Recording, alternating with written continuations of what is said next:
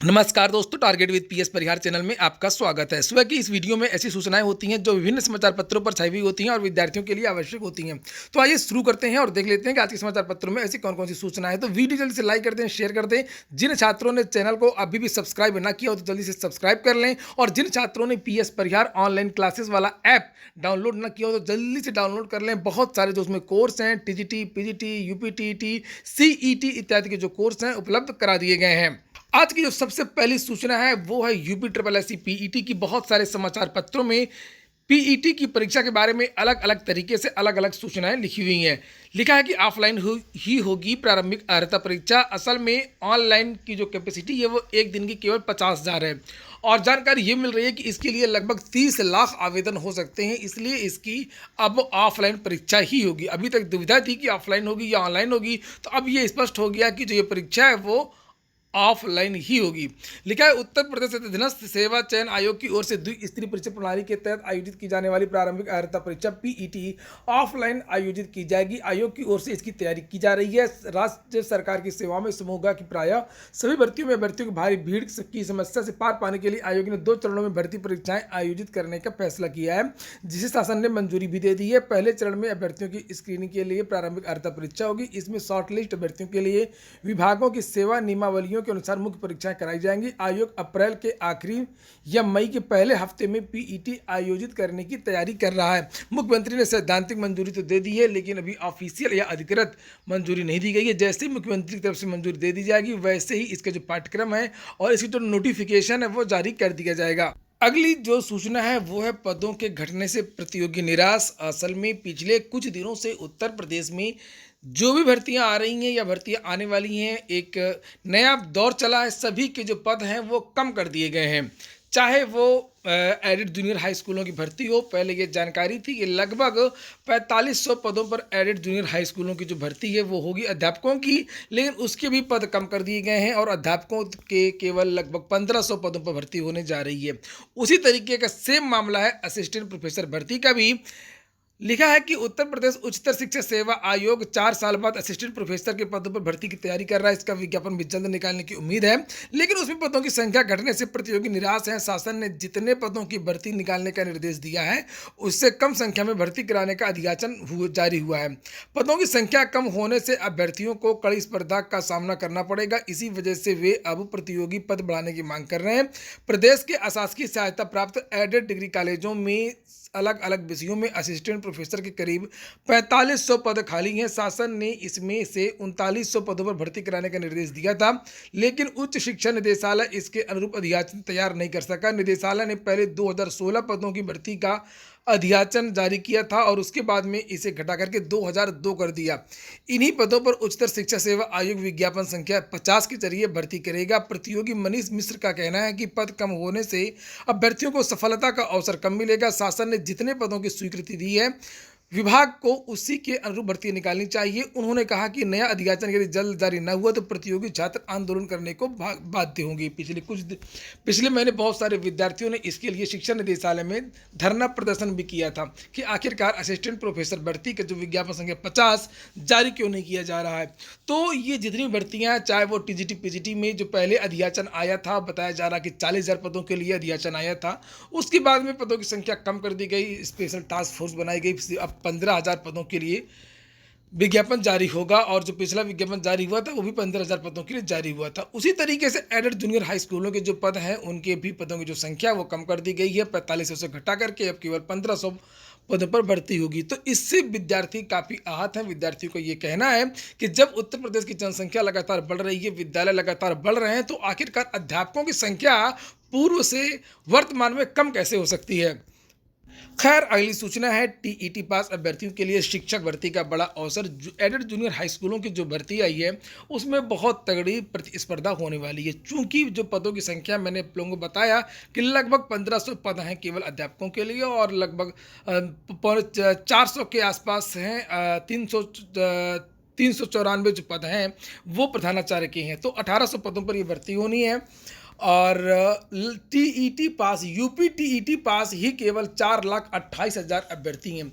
चूँकि लगभग 7 साल से कोई भर्ती आई नहीं है उच्च प्राथमिक के लिए, और इस वजह से केवल यूपी टीईटी में ही 4,28,000 विद्यार्थी पास हैं। उसके बाद में बहुत सारे ऐसे भी विद्यार्थी हैं जिन्होंने सीटीईटी उच्च प्राथमिक स्तर वाला पास किया है।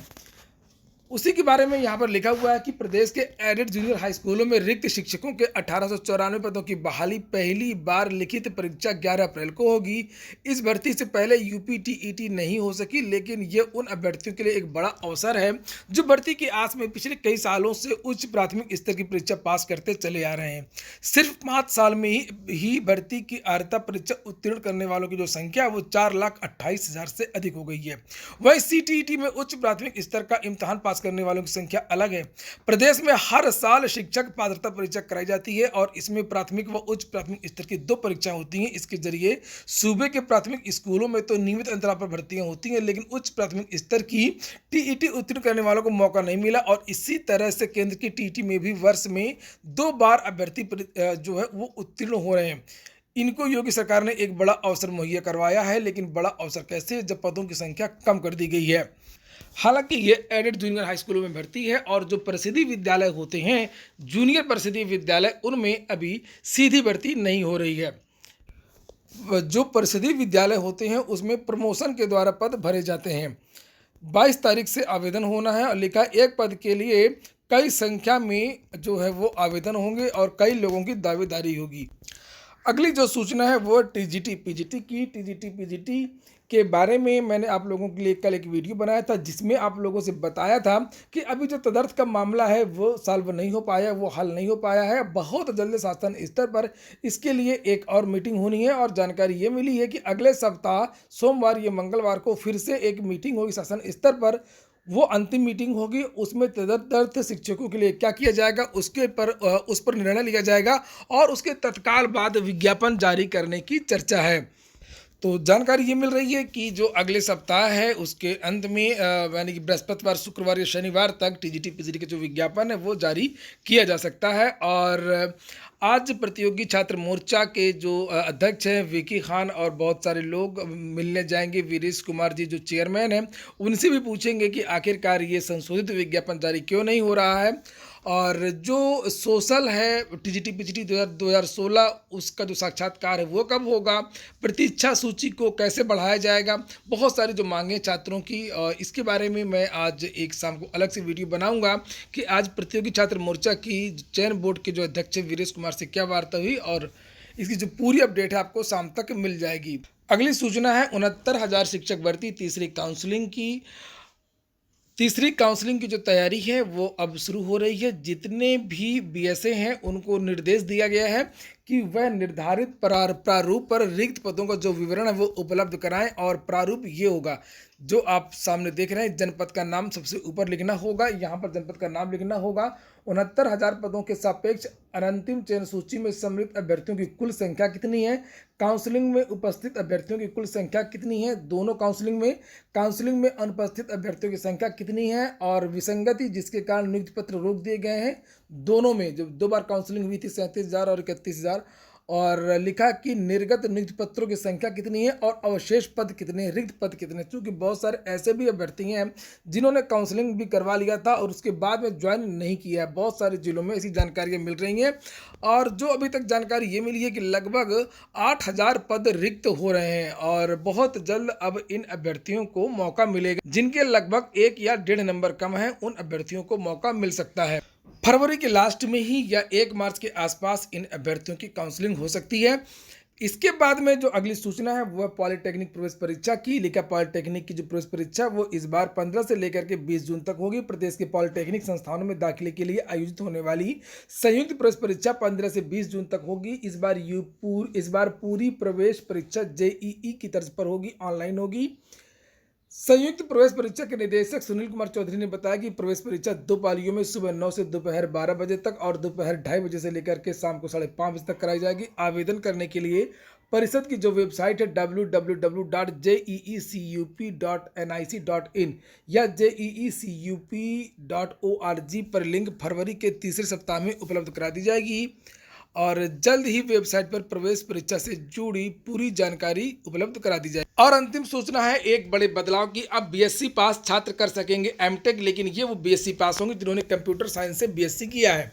लिखा हुआ है कि बीएससी करने वाले छात्रों के लिए अच्छी खबर है, अब उन्हें एमटेक करने के लिए बीटेक करने की जरूरत नहीं होगी। बीएससी पास छात्र सीधे एमटेक की पढ़ाई कर सकेंगे। उन्हीं छात्रों को एमटेक में प्रवेश का अवसर मिलेगा जिन्होंने बीएससी इलेक्ट्रॉनिक्स और कंप्यूटर साइंस से की है। नई शिक्षा नीति के तहत ट्रिपल आईटी में बीएससी पास इन छात्रों को एमटेक में सीधे प्रवेश मिलेगा। खास बात यह है कि इन छात्रों का जो एमटेक है वो 3 साल में होगा। छात्रों को 1 वर्ष का ब्रिज कोर्स करना होगा। ट्रिपल आईटी के सीनेट की ओर से इस पाठ्यक्रम को मंजूरी मिल गई है। बोर्ड ऑफ गवर्नेंस से मंजूरी मिलने के बाद नए सत्र में दाखिला भी शुरू हो जाएगा। ये हो गया आज का वीडियो अगर आपको अच्छा लगा हो तो वीडियो को लाइक कर दें। जिन छात्रों ने चैनल को अभी भी सब्सक्राइब न किया हो सब्सक्राइब कर लें। पूरा वीडियो सुनने के लिए बहुत बहुत धन्यवाद।